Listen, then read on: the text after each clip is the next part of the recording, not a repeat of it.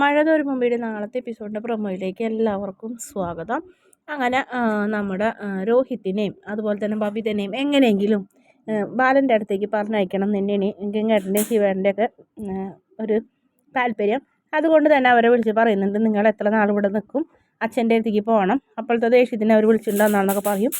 അപ്പോൾ രോഹിത് പറയുന്നുണ്ടില്ലേ, ഞാൻ പോകില്ല, അലീനയ്ക്ക് അച്ഛന് അലീനയും അലീനയ്ക്ക് അച്ഛനും അത് ആ വീട്ടിലെ ഒരു പ്രത്യേക സ്വഭാവം. കൃഷ്ണമോളും അവരുടെ കൂടെ ഇനി ഞങ്ങൾക്ക് ആരുമില്ല, ഞങ്ങൾ ഒറ്റയ്ക്ക് ഇനി അമ്മ ഇല്ലാത്ത നിലയ്ക്ക് ഒരിക്കലും അങ്ങോട്ട് പോവില്ല എന്ന് പറയുന്നു. ബബിത തീർത്ത് പറയും അപ്പോൾ അലീനനായിട്ട് ഒത്തുതീർപ്പാവണം എന്നൊക്കെ ഇങ്ങനെ പറയുന്നുണ്ട്. അലീന നിങ്ങൾ വിചാരിക്കുന്ന പോലെ മോശമായ ഒരു പെൺകുട്ടിയൊന്നുമല്ല, നിങ്ങളെ നല്ലോണം നോക്കുന്നൊക്കെ പറഞ്ഞപ്പോഴാണ് ബബിത പറയുന്നത് ജന്മത്ത് അവളായിട്ട് സഹകരിക്കില്ല എന്ന് പറഞ്ഞ് ദേഷ്യത്തോടെ പോകും. കമലയ്ക്കും വല്ലാത്ത ദേഷ്യമാവും, കാരണം ഈ മരണങ്ങളൊക്കെ ഞാൻ തന്നെ നോക്കേണ്ടി വരുമെന്ന് ആലോചിച്ചിട്ട്.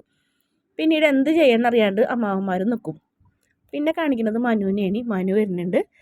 മനു വന്ന് മുത്തശ്ശിയോടൊക്കെ സംസാരിക്കുന്നത്. അപ്പോൾ അലീന ബാലചന്ദ്രൻ്റെ മകളാണെന്ന് അറിഞ്ഞല്ലോ. അപ്പോൾ മുത്തശ്ശി പറയുന്നുണ്ട്, ഇനി ഇന്നൊക്കെ വേണമെങ്കിൽ അലീനനെ കല്യാണം കഴിക്കാം, അലീന വലിയ മുതലാളിയുടെ മോളൊക്കെ അല്ലേ എന്നൊക്കെ പറഞ്ഞ് മനുവിനെ കളിയാക്കുന്നൊക്കെയുണ്ട്. അപ്പോൾ മനു അത് കേട്ട് ചിരിച്ച് നിൽക്കുന്നുള്ളൂ.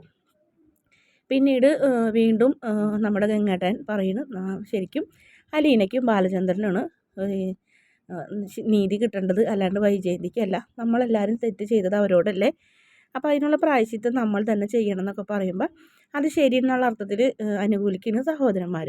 വീഡിയോ ഇഷ്ടപ്പെടുകയാണെങ്കിൽ ചാനലൊന്ന് സബ്സ്ക്രൈബ് ചെയ്യണേ.